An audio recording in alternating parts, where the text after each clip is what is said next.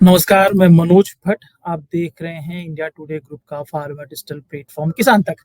बात आज पीएम किसान की करते हैं, डायरेक्ट डायरेक्ट फार्मर सब्सिडी की बात करते हैं और कैसे फायदे की किस्त और किसानों के नुकसान का जो गणित है उस पर बात करते हैं। असल में हम सब जानते हैं कि किसान एमएसपी गारंटी कानून की मांग कर रहे हैं। कुल जमा किसानों की मांग फसलों का न्यूनतम गारंटी सुनिश्चित करने को लेकर है। कई विशेषज्ञ मानते हैं कि एमएसपी गारंटी कानून बनाना संभव नहीं है। इसके पीछे वर्ल्ड ट्रेड ऑर्गेनाइजेशन यानी कि डब्ल्यूटीए की संधियों का हवाला दिया जाता है। साथ ही कहा जाता है कि दुनिया के अमेरिका जैसे विकसित देश ब्लू अंबर और ग्रीन बॉक्स के गणित को उलझाकर किसानों को सब्सिडी देते हैं। वही विकसित देश अपने किसानों को पर्याप्त सब्सिडी नहीं दे पाते। हालांकि भारत ने किसानों को सीधे सब्सिडी देने के लिए पीएम किसान सम्मान निधि योजना शुरू की है, जो किसानों के लिए फायदे का सौदा साबित भी हो रही है। लेकिन किसानों को फसलों का वाजिब दाम न मिलने से होने वाला नुकसान किसी से छिपा नहीं है। ऐसे में किसानों को अतिरिक्त सब्सिडी देने की मांग होती रहती है।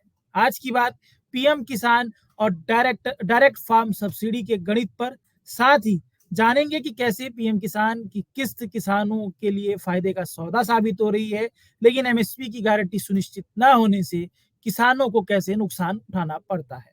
साथ ही जानेंगे कि दुनिया दुनिया का कौन सा देश किसानों को सब्सिडी देने में अव्वल है। भारत कैसे किसानों को मिलने वाली डायरेक्ट सब्सिडी बढ़ा सकता है। इन तमाम विषयों पर विस्तार से बात करेंगे। सबसे बात करते हैं कि दुनिया में कौन सा देश किसानों को सबसे ज्यादा सब्सिडी देता है, डायरेक्ट और इनडायरेक्ट।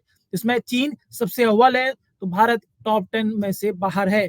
दुनिया में फार्म सब्सिडी देने में चीन अव्वल है, जबकि भारत टॉप 10 से बाहर है।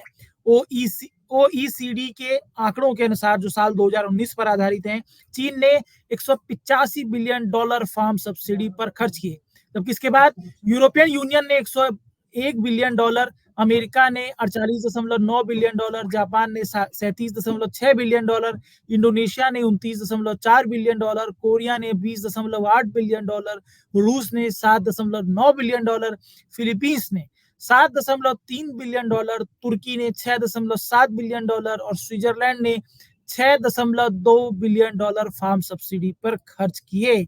ये तस्वीरें इंटरनेशनली फार्म सब्सिडी पर आधारित हैं। बात अब करते हैं कि कैसे पीएम किसान सम्मान निधि की योजना जो है उसमें किसानों के लिए जो किस्त मिलती है, फायदे का सौदा तो साबित हो रही है, लेकिन साथ ही साथ किसानों का एक बड़ा नुकसान भी है। भारत सरकार भी किसानों को कई योजना में सब्सिडी देती है, जिसमें कृषि उपकरणों से मिलने वाली सब्सिडी से लेकर उर्वरक सब्सिडी तक शामिल है। इन तमाम सब्सिडियों के बीच पीएम किसान सम्मान निधि योजना को एकमात्र डायरेक्ट यानी कि सीधी फार्म सब्सिडी के तौर पर रेखांकित किया जा सकता है। केंद्र सरकार प्रत्येक साल 6,000 रुपए किसानों को देती है, जो 3 किस्तों में किसानों को दिए जाते हैं। ये किस्तें किसानों के लिए फायदे का सौदा साबित होती हैं। खेती में लगने वाले खर्च में किस्त का पैसा काम आ जाता है, इससे किसानों को राहत मिलती है, लेकिन बड़ी संख्या में किसान फसल का वाजिब दाम न मिलने वाले नुकसान से परेशान है। किसानों का कहना है कि इस नुकसान के सामने पीएम किसान सम्मान निधि की राहत नाकाफी रहती है। राजस्थान के किसान राजेश चौधरी कहते हैं कि उन्हें भी पीएम किसान सम्मान निधि से 6,000 रुपए सालाना मिलते हैं, लेकिन उनकी फसल को वाजिब दाम न मिलने से होने वाला नुकसान इससे अधिक है। इसे उदाहरण के साथ समझाते हुए वो कहते हैं कि इस साल सरसों को बाजार भाव एमएसपी से 100 रुपए तक कम मिला।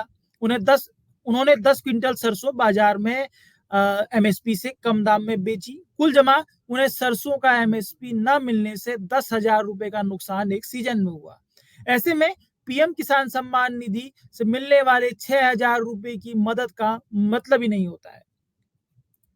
अब कैसे किसानों की राहत मिल सकती है, उस पर हम लोग बात करते हैं, जिसमें एमएसपी गारंटी और डायरेक्ट सब्सिडी में बढ़ोतरी की एक व्यवस्था की जरूरत दिखाई पड़ती है।